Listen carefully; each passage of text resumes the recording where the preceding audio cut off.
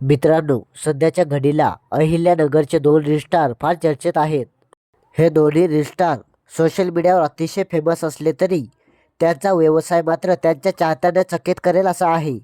Reel star कोमल काळे आणि तिचा प्रियकर MS 16 rider हे दोघे रील स्टार मिळून अहिल्यानगरच्या महिलांचे प्रवास करत असताना पर्स चोरी करत होते.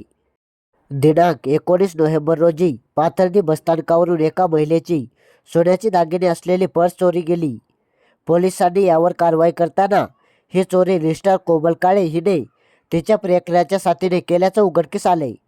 तेव्हा पोलिसांनी त्यांच्याकडून एक महागडा आयफोन, एक अँड्रॉइड आणि तब्बल 9,35,000चे सोने व काही मुद्देमाल जप्त केलाय.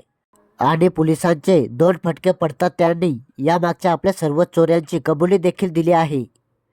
त्यामुळे सोशल मीडियावर महागड्या गाड्यांचे शो ऑफ करणारे हे रील स्टार नेमकं काय काम करतात हे त्यांच्या चाहत्यांना समजून आलं आहे.